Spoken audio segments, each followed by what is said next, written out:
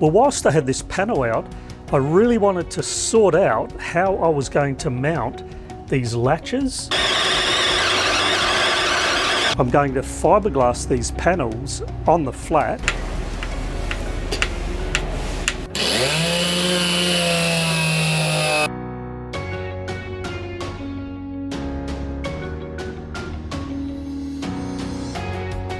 Well, it's the morning after applying the fiberglass onto these panels, and as you've been seeing, I'm making up a box, and this is where it will be sitting below.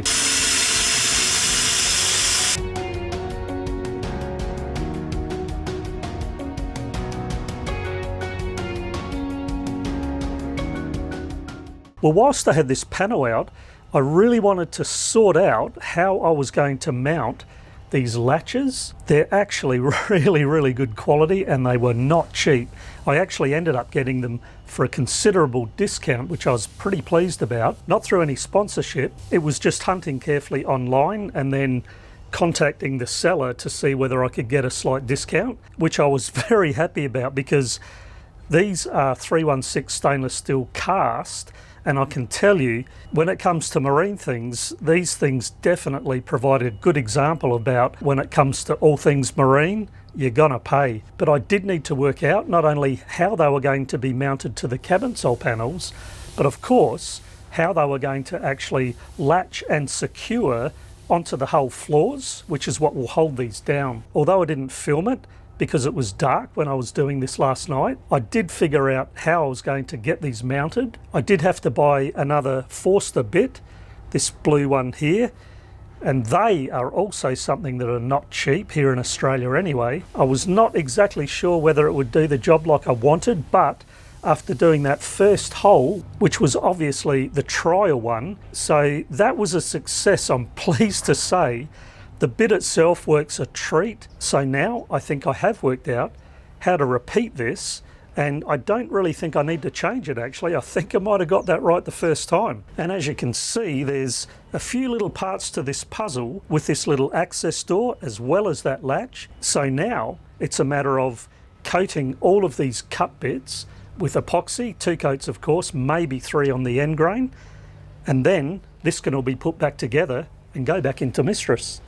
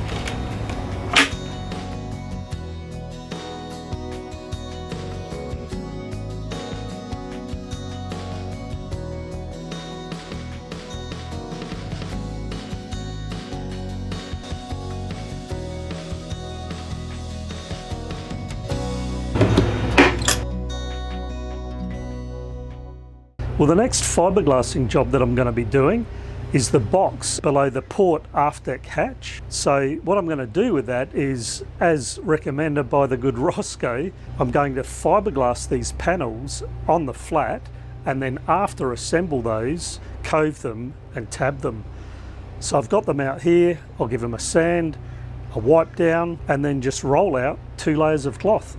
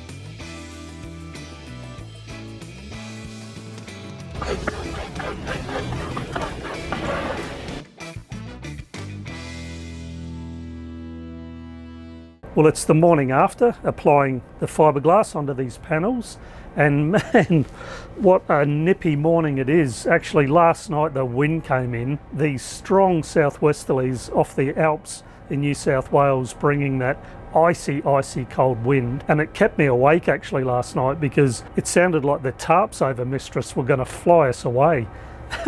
Just crazy. Winter on the sunny coast like I've never experienced before. Bring on autumn, I say, with that beautiful moderate weather that we're used to here on the sunny coast. Anyway, these panels are done, and obviously the next step is to peel off the peel ply, which will be good to see how this has turned out. It was very different being able to be on my legs and do this work.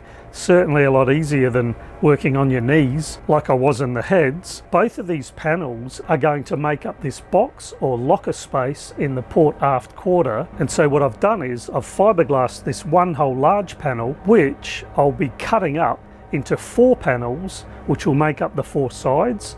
This panel over here is the bottom. So what I'll do next is I'll get into that port quarter, measure the size of each of those panels, then I'll be able to cut these up, fit them in place below that locker, and then I'll be able to join them all together, then go through the process of coving all the corners on the inside, put on another layer of fiberglass. But what I will be able to do for those surfaces that'll be seen from the inside of the boat, I'll actually be able to get those painted up outside here, which will just make it easier. So I'm hoping that that'll be a good strategy.